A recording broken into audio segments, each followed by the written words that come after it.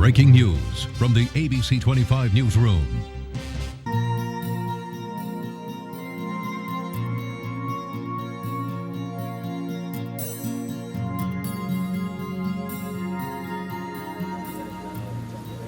Good afternoon. I'm Bruce Hamilton, live in the Lakewood section of Jacksonville, where just about 7.5 hours ago, a gruesome discovery was made. Little 8-year-old Maddie Clifton's body was found in a house that, ironically, is diagonally across from hers.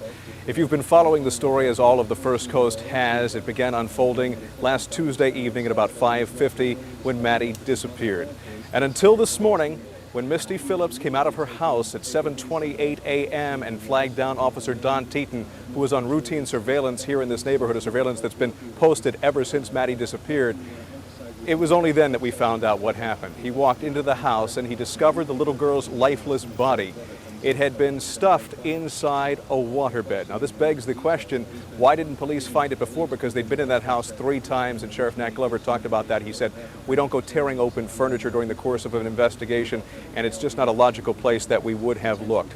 Now, there is a 14-year-old boy, Misty's son, Josh, who is being questioned at this hour at police headquarters downtown. Last we heard, he's not been officially charged. A news conference getting underway downtown. ABC25's Susan Biggers is there with the latest. Susan. Yes, Bruce, Sheriff Nat Glover just walked into the room. He's making his way to the podium. We suspect at this point we are going to learn more about the investigation and about this 14-year-old boy who is in police custody. He has been interrogated for the better part of the morning. Police want to know a lot from him. Primary question is, why is little Maddie Clifton dead? Let's listen now as Sheriff Glover begins this news conference. I think at this point we had better listen in.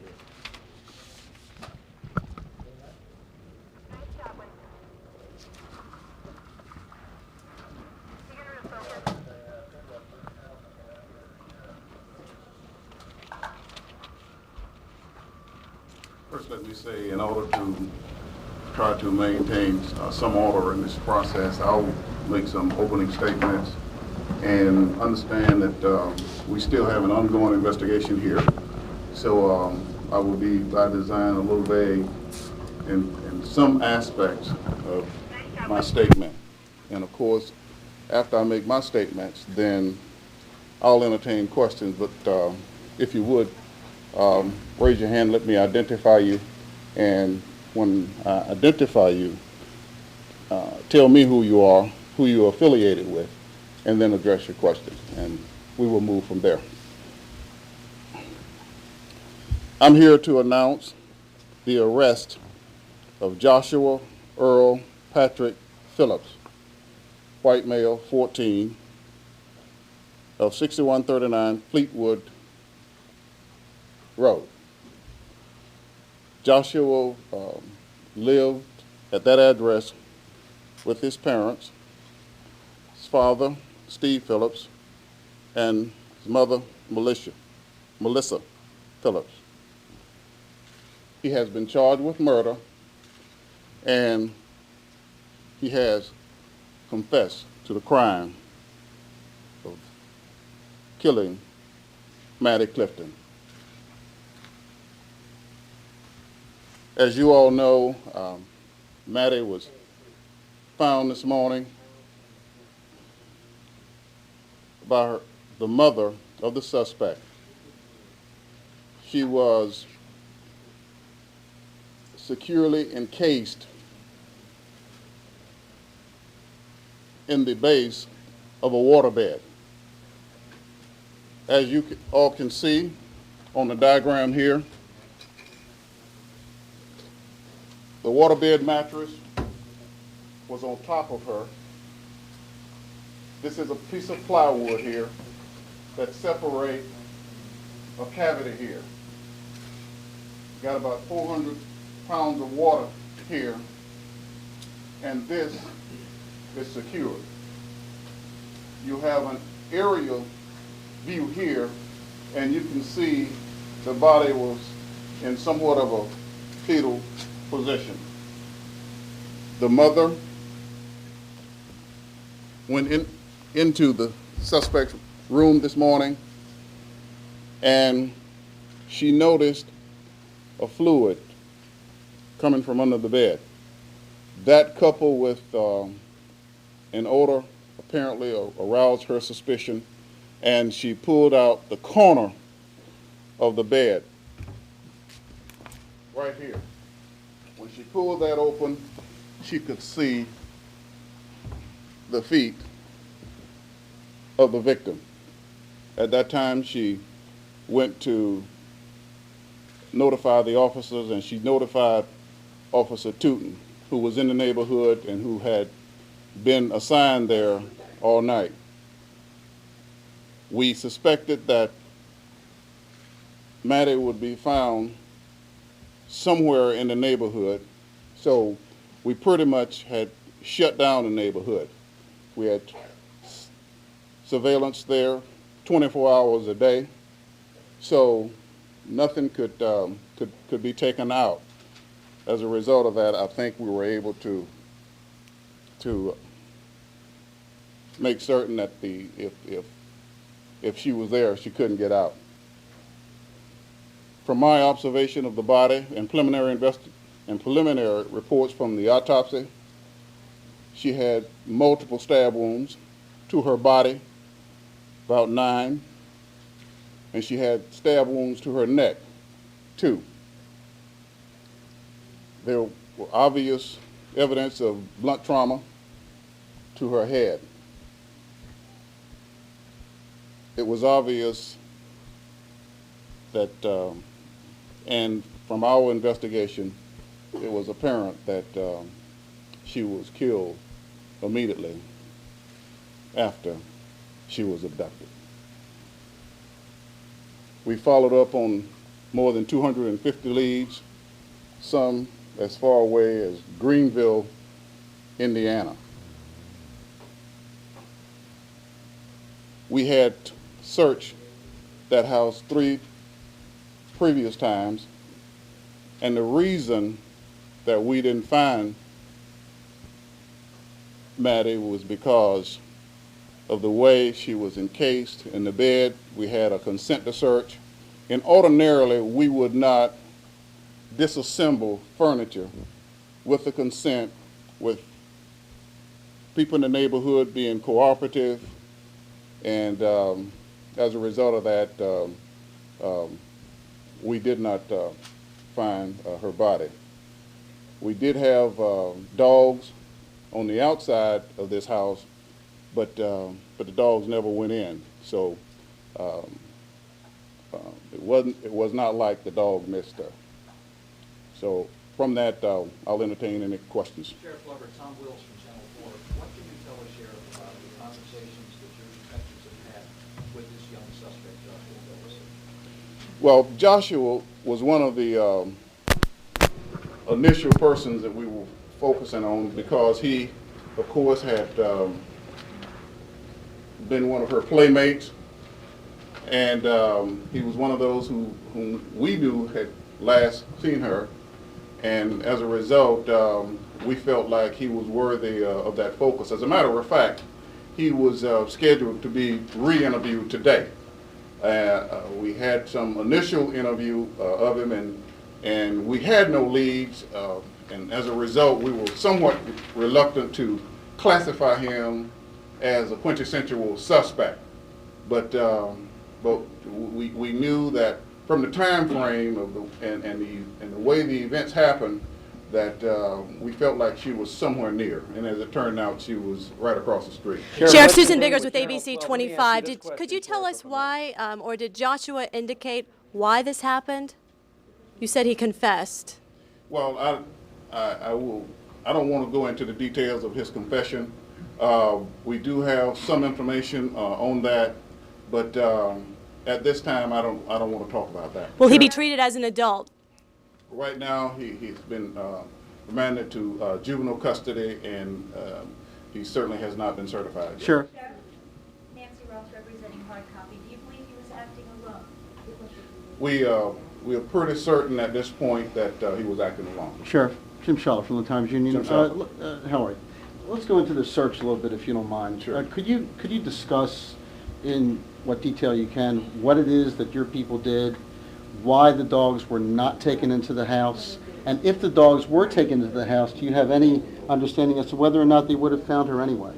That's any response to that would be somewhat subjective, but you know, as I got out of the car this morning, there was certainly a strong odor, and it was quite apparent. But when I say entombed securely, her body was securely entombed in the encasement of that waterbed.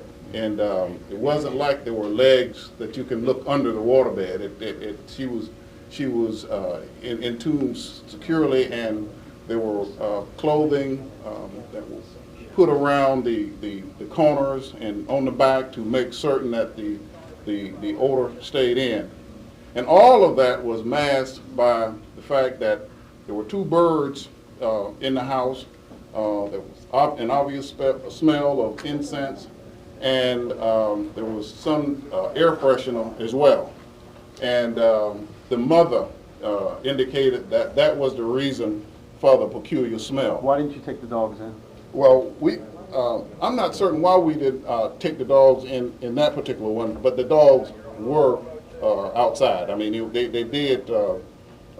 they were exposed to the perimeters of that particular During the house. search, did you go into the bedroom? Did any of your people go into the bedroom? We searched the house, but it was one of those situations where we had consent to search, and in a normal consent to search where you've got people cooperating, we wouldn't normally go in disassembling furniture. But did you go we into thought the would bedroom? have been unreasonable. Sheriff, did you find a murder weapon? Establish when this happened?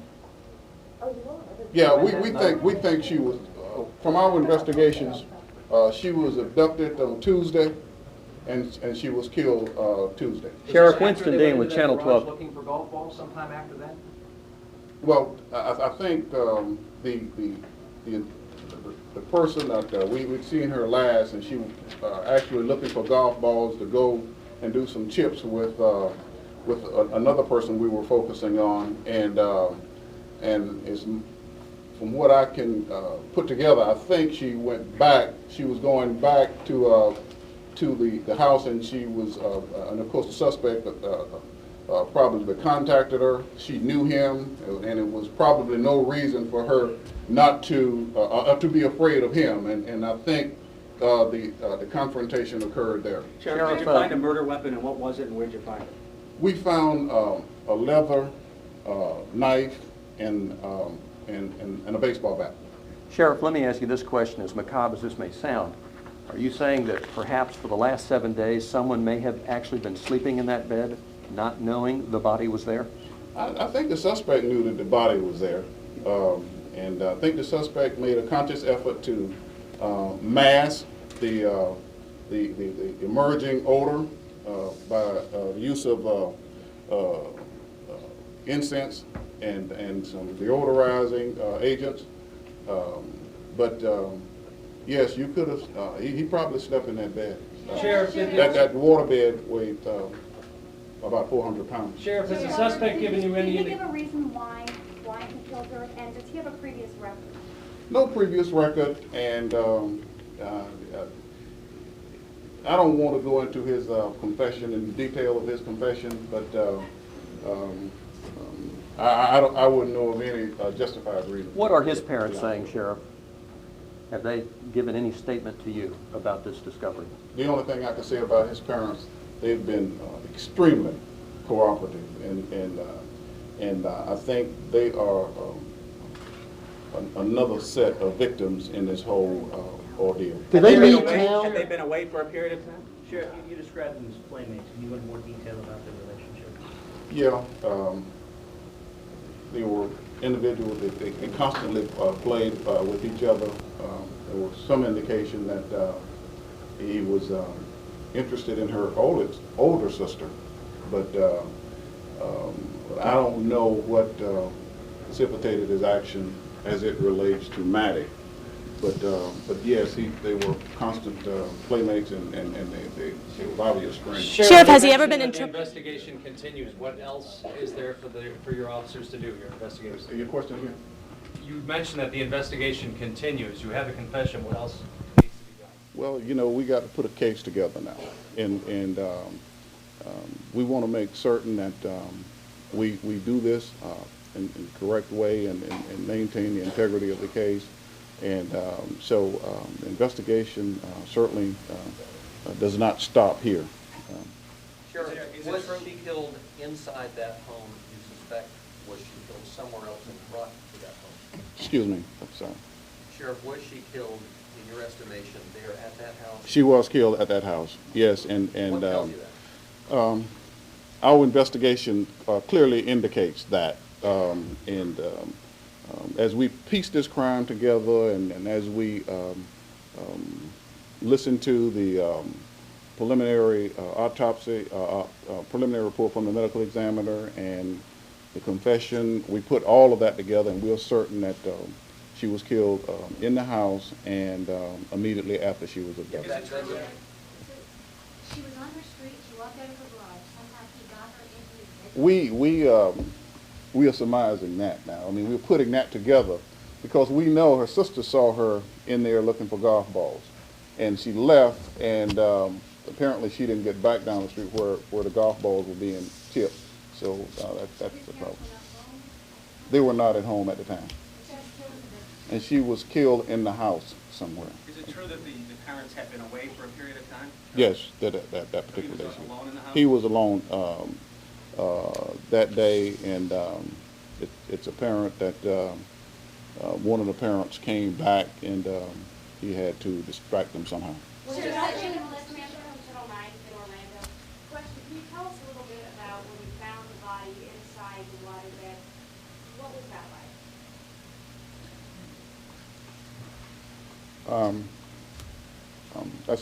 It was quite a gruesome sight. I don't want to get too graphic here, but when you start to smell a body, then of course they're at a stage of decomposition, and it's one of those sites that no matter how long you've been a police officer, it's one that sticks in your mind, and it will stick in my mind. How many times have you been a police officer? No, we will have to, the medical examiner will have to make that call, and we only have a preliminary finding by the medical examiner, and there.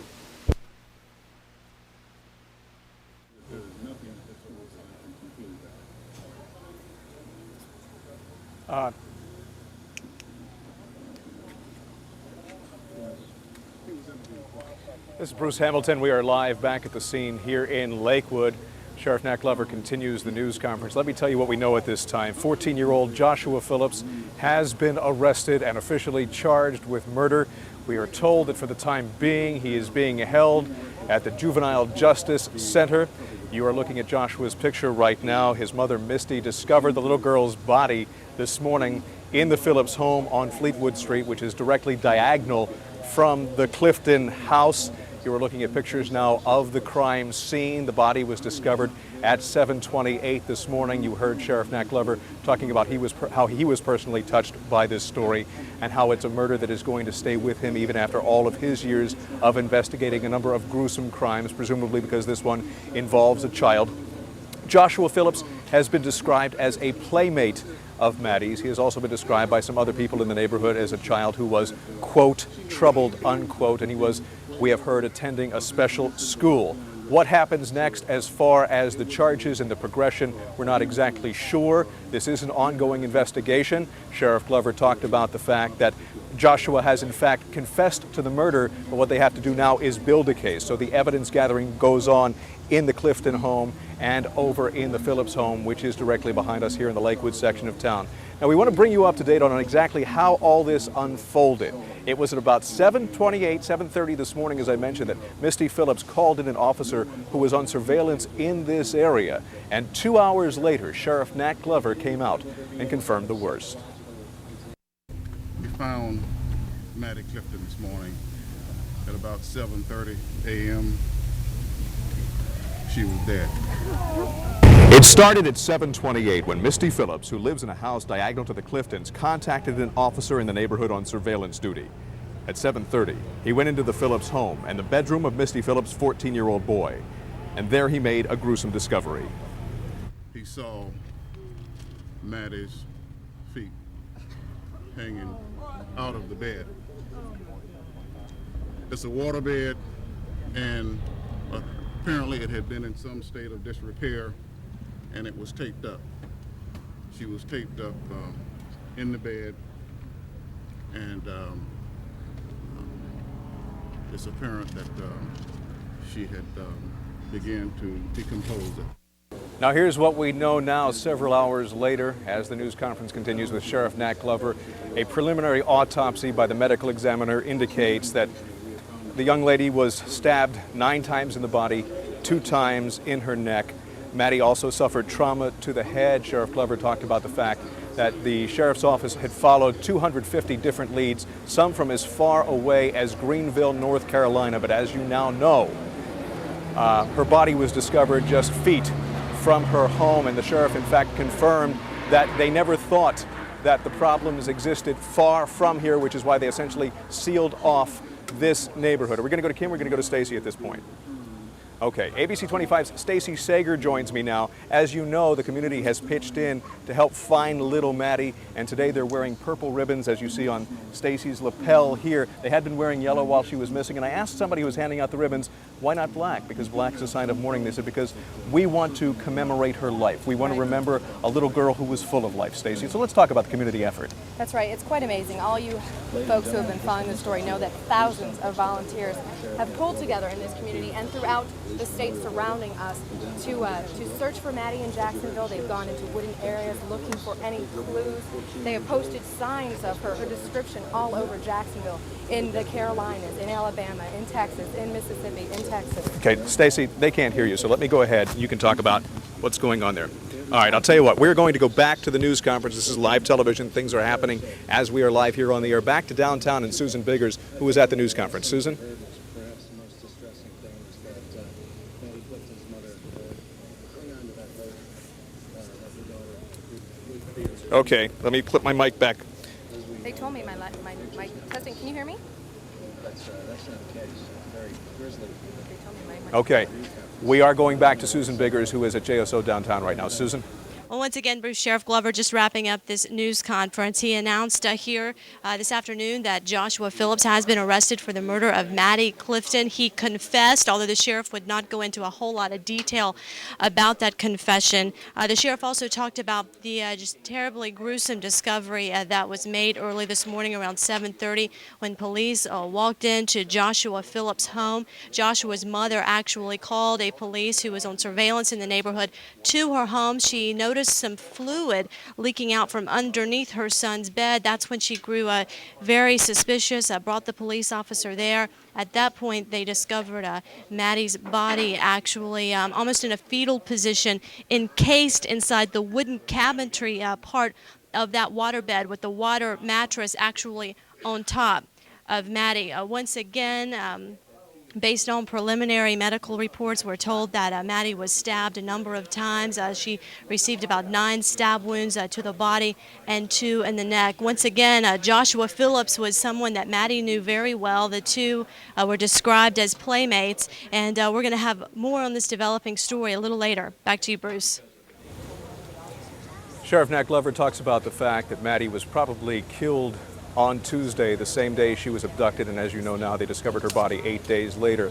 You can imagine the trauma for her playmates and her schoolmates over at San Jose Catholic Church, and that's where we find ABC25's Kim Prosey right now. Kim, grief counseling officials are on the scene to help the children, the faculty, and everybody cope. You bet they are, Bruce, and anyone who has followed this story over the past week, you know just how close everyone is. It's a very close-knit group, the school, the classmates, as well as the church. If you'll take a look behind me here, you can see the sign reads, "Our prayers are with Maddie Clifton and her family," and you see the purple ribbons in memory of Maddie Clifton. Also, some students came by this afternoon about 2:15 as they were getting out with their parents. They walked up and dropped some flowers off. So very emotional and very somber here today. As we were here earlier, about 10 o'clock this morning, many parents, you could see them very upset, in tears, grasping onto their children, clutching them, picking them up, taking many of them home. Now, many of them were classmates of Maddie Clifton, and that's why they chose to take them home. But you can see them embracing each other and taking their sons and daughters home. I should tell you, 10 counselors were here all day long until 2:15 today, and they were here to help the students cope. The teachers told their classes the news. As they got the news, the counselors were available for any questions. And also earlier today, we talked with Monsignor Linehan, and here's what he had to say. The students to pray, to support the family, to support Jessie when she comes back to school. And they are remarkable. Their faith is remarkable. We teamed up the counselors with the teachers, and we sent out the fact sheet at one time to let our students know what had happened. Then we allowed our students to pray, or a lot of them wept. It's a very sad time. Okay, and we're going to toss right now back to Bruce. Bruce? All right, Kim. Very forthcoming Sheriff Nat Glover gave us some of the gruesome and macabre details that led to little Maddie's death and the arrest of 14-year-old Joshua Phillips. There in the room with the sheriff and the state attorney's assistant is ABC25's Susan Bigger. Susan, your impressions? Well, Bruce, we just got a copy of the actual arrest report and the mugshot of 14-year-old Joshua Phillips. You can take a look there. Sheriff Nat Glover tells me that this kid has not been in trouble with police before. In fact, we spoke with Joshua's middle school principal at DuPont Middle School, and that principal told us that this kid is remembered as a good kid. He was not in trouble at school. As far as the details in this police report, it's pretty limited. It says how victim assaulted, bludgeoned, and stabbed. Sheriff Nat Glover says at this point they do not know if Maddie was sexually assaulted. We will have to wait for the medical examiner's report to determine that. And the police report gives just very limited information, but says that Joshua, once taken into custody and advised of his constitutional rights, confessed to the killing and hiding the victim's body under his bed. Back to you, Bruce. Susan, let me ask you, because we'd lost part of the news conference here. As we know, Joshua at this time has been taken to the juvenile detention facility, and Sheriff Glover was indeed asked how he would be charged, whether or not he would be charged as an adult. Is there any indication that, given the fact that he's made a confession, that there was some sort of plea agreement, or how this is all going to pan out? Bruce, I am not sure about that. That is a question I will have to put to Sheriff Nat Glover. He just left the room, but the only thing he told us when asked about whether or not Joshua would be treated as an adult is that, well, he has not been certified yet, indicating that there would have to be some kind of paperwork to be completed before that would happen. We just don't know at this point, but that is definitely something we'll have more information on a little later today. All right, ABC25's Susan Biggers downtown. In just a minute, we're going to bring Stacey Sager into the fold and talk about the community effort. But first, I want to play an interview for you that we had with Larry Grisham a little bit earlier. He is a man who painted himself from the get-go of this investigation last Tuesday evening at about 6 o'clock as a prime suspect. Why? Well, because he does indeed have a criminal record. He maintained his innocence all along. He did cooperate with police. They were in his home no fewer than 9 or 10 times. And when he got word of Maddie's death today, he was visibly and emotionally distraught. No, I would have bet my life there wasn't nobody around here. I don't know, I just, feel bad for the family, and my heart goes out to them, and I don't know what else to say. That again is Larry Grisham, who lives in the house just to the left of us. In an ironic twist, he was out here playing with another young child, game of baseball a little while ago, as life goes on in this Lakewood neighborhood. Now, life does indeed go on for the community, a community that pitched together in an effort to help find little Maddie, and ABC25's Stacey Sager has been following that part of the story. Stacey. It's really quite amazing. We've been here for, well, since the beginning, and every day you've seen dozens of volunteers come here.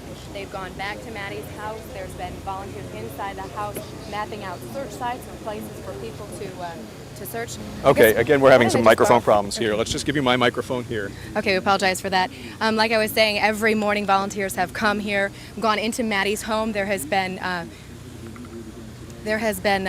map sites set up in Maddie's home. There have been volunteers that have shown many dedicated hours, and the news was definitely devastating to all of them. Who art in heaven, hallowed be thy name. Thy kingdom come, thy will be done, on earth as it is in heaven. Heaven is now Maddie's home. It's the belief of those who pray for her and her family. It was an evil act that stole the life of the little 8-year-old. The worst-case scenario shocked the hundreds of volunteers who tried so hard to find her and the neighbors who knew her well. My baby's gone, man. My child. The suspect was a playmate of all the kids in the neighborhood, including Sam Alardi's son. Well, they're not going to run the streets like they used to and just go from one place to the other place. They used to just walk out the door, I'm leaving, and I'm going to Maddie's, I'm going to Jeffrey's. That's not going to be like that no more. It's never going to be the same here. One thing is certain, this Lakewood neighborhood will never be the same. It makes you want to just keep them in the closet the rest of their life and not let them out because you don't know who to trust. You know, it's your best friend. You know that's your worst enemy. And the efforts of these volunteers continue. Tim Clifton, who was Maddie's uncle, came out here and asked that the volunteers go out and bring down all the signs that have been posted around the First Coast so that when the family does eventually venture out, it doesn't serve as a grim reminder to what happened to tear them apart. Now, there are a number of memorial services that are on the planning board right now. There was, in fact, one that was held this afternoon at FCCJ. A biology professor and his students sat down and talked philosophy. They read from Thoreau and a number of other philosophers. They talked about Maddie's life. They talked about why things happened. And obviously, the students and the teacher were overcome by emotion. Will kind of all bring us together on the same note. We've all been really concerned about this, hoping that she would turn up somewhere alive and well. And it will just kind of pull us together. Again, that was earlier today at FCCJ. Tim Clifton has also asked that any donations that be made, any flowers that be sent, be done through San Jose Catholic Church. Now, this morning, the Cliftons, Steve and Sheila, were on Good Morning America making an impassioned plea, ironically about the same time as Maddie's body was being found. And the thing that struck me is that they refused to give up hope. And after that Good Morning America interview, our ABC25 cameras were the only there. And we captured the family in a moment that is just heart-wrenching and heartbreaking. To the sea, this one touched me really. If I had a little submarine, I'd go beneath the sea. I'd scout around to find you, and I'd hold you next to me. The Cliftons found solace in, of all things, a children's book. A book entitled, I Promise I'll Find You. A book given to them by a complete stranger. It's just got so much in it, and at the very end it says, and if I had no other way, I'd walk or crawl or run. I'd search to the very ends of the earth for you, my precious one. In an ironic twist of fate, Maddie's mother read from this book about the same time investigators discovered the little 8-year-old's body. And little did the girl's father know when he made a plea how prophetic his sentiments would be. Without anything else, any other kind of leads to go on, they just keep starting from ground zero, our home here, and fanning out in hopes that they've overlooked something or missed something. And they did finally find what they were looking for, little Maddie. But up until the very end, just minutes before her lifeless body was found, her parents refused to give up hope. Wherever she is, just let her go somewhere safe and just let her come home to us. That's all we want. That's all anybody wants. Though emotionally spent, the Cliftons remained stoic through this 8-day ordeal, an ordeal that is every parent's worst nightmare. If I had But unlike the book, I Promise I'll Find You, this story does not have a happy ending. She's a little girl. She's not a story. She's a little girl. Maddie is a little girl who touched an entire community, who caused parents to open their eyes, who caused a neighborhood to come together and mobilize. The latest information is that 14-year-old Joshua Phillips, a boy described as her playmate, has been arrested and charged with her murder. A little while ago, Sheriff Nat Glover made clear and made known the gruesome details at a news conference from JSO downtown. ABC25's Susan Biggers rejoins us with our continuing team coverage. Susan.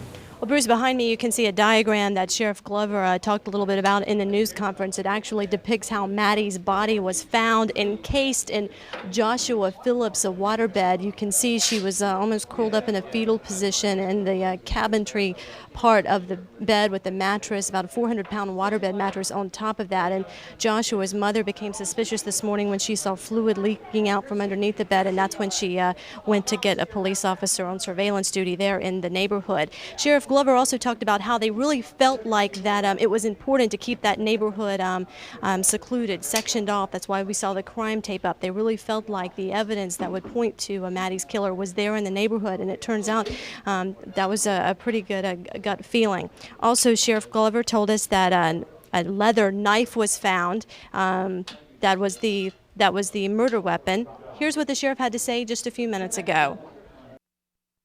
I'm here to announce the arrest of Joshua Earl Patrick Phillips, white male, 14, of 6139 Fleetwood Road. Joshua lived at that address with his parents, his father, Steve Phillips, and his mother, Melissa Phillips. He has been charged with murder, and he has confessed to the crime of killing Maddie Clifton. As you all know, Maddie was found this morning by the mother of the suspect. She was securely encased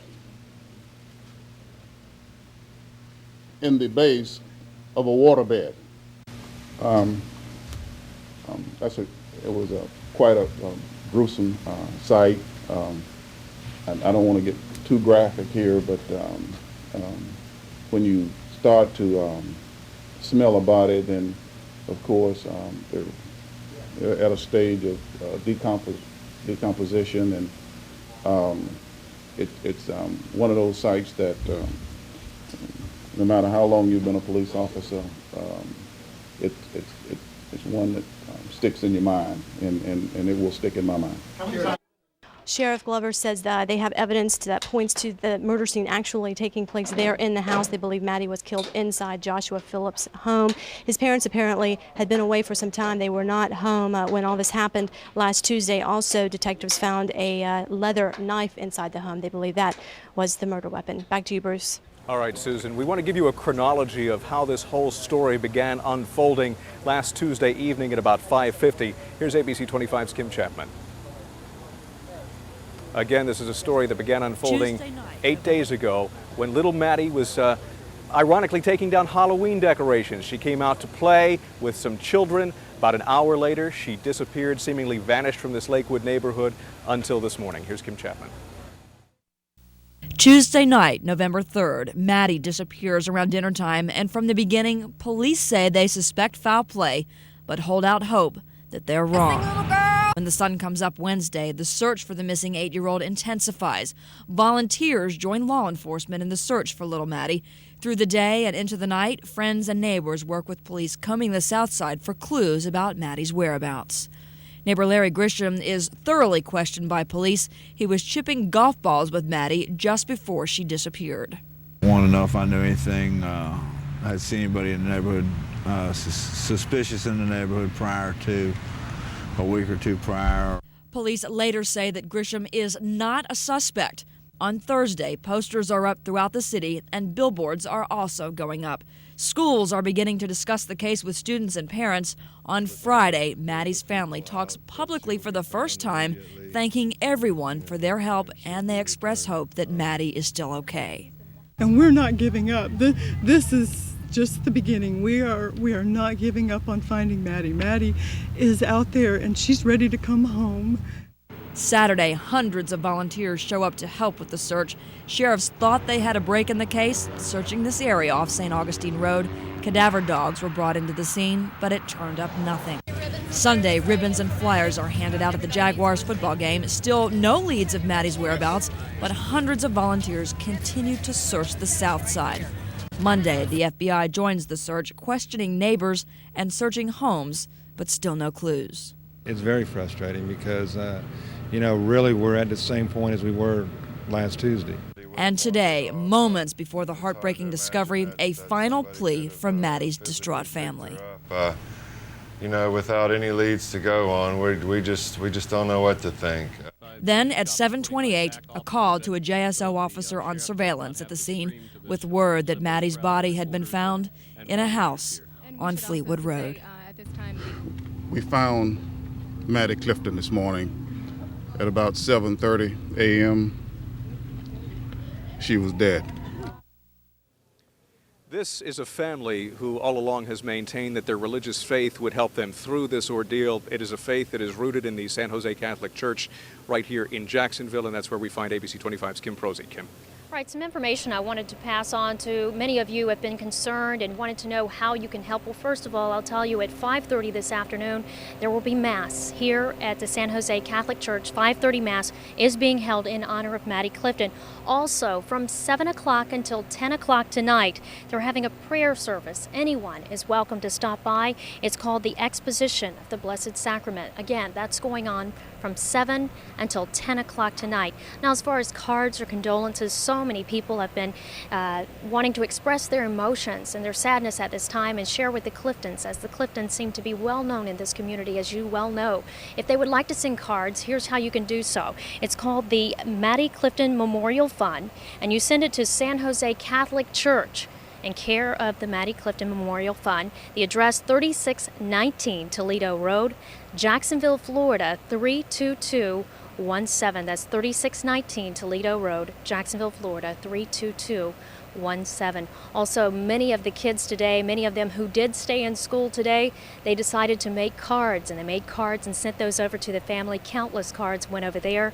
Also, some have stopped by to drop off flowers. So there are many ways you can express your emotions and your feelings here, beginning at 5:30 with the Mass that'll be going on at San Jose Catholic Church. We're live at San Jose Catholic School. I'm Kim Prosey, ABC25 News. All right, Kim, you were talking about flowers. Dave, if we can get down here, see, these are some of the flowers that were just dropped off here at the scene. They're going to be taken back to the house by a couple of volunteers. Joining us here live now in the Lakewood section of town is Cindy Coniglio, who is one of those volunteers. You have been back and inside the Clifton household. Can you tell us how the family's holding up? They're amazingly strong. They've got some sort of inner strength, and I don't know. They're grieving, definitely grieving. And Sheriff Nat Glover said it had impressed him how stoic they were through this ordeal when they made their impassioned plea on Good Morning America this morning. Is there a strength that you think is carrying them through this? Because this is indeed every parent's worst nightmare. it certainly is, and there is a strength. They're just trusting in their faith, and they're strong believers in God, and their faith is going to help get them through this. All right, Cindy, thank you very much. This is the story, as we've been telling you, of a little girl whose life ended tragically, ended way too short. With more on that, ABC25's Jam Fisher. We know it's thy will. Just be with us all, and be with the Cliftons and Maddie especially. And in your name we pray. Amen. For 6 days, the heart of a community hoped beyond prayer for an 8-year-old girl who captured a city that is in reality just a small town. Heads bowed, hands together, she was in our thoughts, a little girl who has found all that can be evil in this world. Maddie said a decade of the rosary every night, and she was going to be one of our altar servers next year. An innocent little child who wouldn't hurt anything. You have your ribbons to wear in the stadium for Maddie? Yellow ribbons for hope that little Maddie would come home. Even scarred, it would have been better than to be gone from the hearts of those who loved her forever. Surely there is a special place in heaven for children who have been abused and tortured and killed. Babies are so precious. They carry the hopes and dreams of all of our ancestors. There are people out there that have bad intentions, and all we can do is pray and leave it in God's hands now. Maddie Ray Clifton was an innocent touched by evil. Her life ended in a brutal way. Her family, her friends, and even those of us who never knew her will always be touched by her. Holy Mary, Mother of God, pray for us sinners now. I asked one of the neighbors who have helped the Cliftons through this ordeal about the parents' want, desire, and belief that Maddie would come home. And the answer was simple, and it was to the point. Maddie is home. Our team coverage of the story of this little girl whose life ended tragically, her body discovered this morning at 7:30, continues with team coverage on ABC25 News at 5.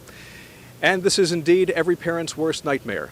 So tonight, a special edition of ABC25 tonight called A Parent's Nightmare. Find out about little Maddie's story, what led to the discovery of her body, and what parents need to do to protect their children. For now, I'm Bruce Hamilton, ABC25 News.